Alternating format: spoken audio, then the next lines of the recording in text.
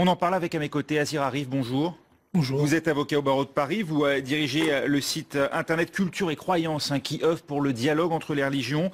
C'est un choc, l'assassinat d'un homme d'église dans ces circonstances particulièrement atroces. Évidemment, je crois que en fait, l'ensemble des communautés religieuses présentes sur le territoire français ont manifesté leur état de choc. Et puis, il y a eu de la part du CFCM une déclaration assez forte et assez intéressante sur le fait qu'ils ont condamné tout de suite ce qui s'est passé. Et évidemment, ça ne peut pas avoir un caractère religieux quelconque. Et d'ailleurs, ça me fait penser, vous évoquez Culture et Croyances, et ça me fait penser à un article qui avait été publié récemment sur le site, dans lequel on citait justement un message du prophète de l'islam à l'égard du monastère de Sainte-Catherine au Mont Sinaï, où vous aviez le prophète de l'islam qui appelait visiblement à la protection des chrétiens et qui disait que les chrétiens sont mes citoyens et que jamais on ne pourrait violer leurs droits. Et je pense que c'est le message dont on a besoin aujourd'hui de la part des musulmans. L'imam de Saint-Étienne-du-Rouvray, lui, s'est dit effaré par le décès de celui qu'il appelle son ami. C'est un crime contre tous les croyants. Évidemment, de toute façon, c'est un crime contre l'humanité. Au sens, pas au sens juridique pour le coup, mais au sens propre du terme. C'est un crime parce que on a assassiné une personne d'abord qui était un homme d'église, qui est un innocent, comme tant d'autres. En France, on en a assassiné beaucoup. Dans d'autres pays, ça arrive également régulièrement.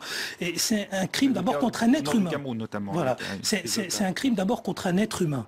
Et c'est assez souvent rappelé par les différentes instances musulmane, parce que, vous savez, cet amalgame qu'on entretient, c'est souvent avec les musulmans, parce qu'il y a cette confusion qu'essaye d'opérer dans l'esprit du public, ce qu'essaye de faire Daesh, en tout cas, c'est de confondre l'islamité supposée qu'il revendique et la réalité de l'islam. Et c'est évidemment ce que l'on met en avant, c'est ce verset du Coran qui dit que tuer une personne revient à assassiner l'humanité tout entière. Donc je pense que c'est exactement ce que vient de faire ce groupe terroriste. Le recteur de la mosquée de Lyon, que nous entendons d'ailleurs un peu plus tard sur cette antenne, Kamel Kaptan, a affirmé aujourd'hui sur France Info, je cite, « C'est à nous, musulmans, à prendre nos responsabilités. Il faut que nous fassions le ménage. Ce qui se passe se fait au nom de l'islam et au nom des musulmans, et cela, nous ne pouvons plus l'accepter. C'est aux musulmans qu'il incombe de repérer et de dénoncer les dérives sectaires. » Évidemment, mais pas seulement aux musulmans. Toute personne qui voit une dérive sectaire devrait être à même de le dire.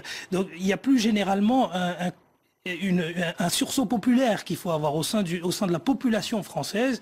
Il faut qu'il y ait une prise en conscience, parce que la solution politique, on le voit bien, elle est bloquée. Aujourd'hui, on a vu l'intervention de François Hollande, on voit bien qu'il ne va pas changer les choses. C'est parce que aujourd'hui, on a une situation politique. Le politique a fait le maximum de ce qu'il pouvait, sans violer, on peut en discuter, sans violer les libertés publiques, mais aujourd'hui, la solution politique, elle arrive à sa fin. On a essayé toutes les recettes. Mais la seule que on n'utilise pas, c'est celle de la population civile.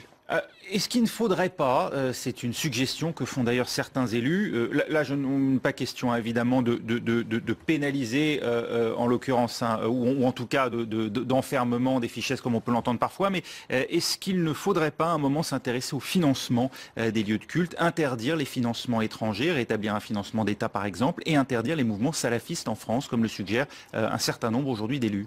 Alors interdire les mouvements salafistes, il faut savoir de quoi et de qui on parle, parce que on ne peut pas avoir une interdiction générale et absolue, même si ça concerne une catégorie de croyants bien particuliers. Il faudrait localiser et cibler qui sont les salafistes que l'on appelle les djihadistes, c'est-à-dire qui, soi-disant, vont faire le djihad, mais le djihad armé. Passer à l'acte et non pas les salafistes quiétistes. Exactement, parce que ces salafistes-là, ils n'ont rien demandé. Ils demandent simplement à vivre leur vie tranquillement.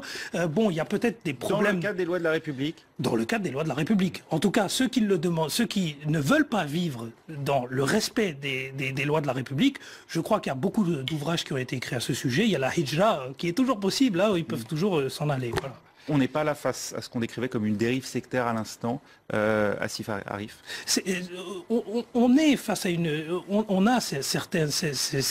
Puis d'ailleurs, c'est une dérive sectaire, puisque la Miviludes, qui est l'autorité de lutte contre les sectes, a été mandatée pour lutter contre ces filières djihadistes. Merci beaucoup Asif Arif d'avoir été notre invité. Beaucoup de réactions politiques, notamment celle de Nicolas Sarkozy, l'ancien chef de l'État, appelle le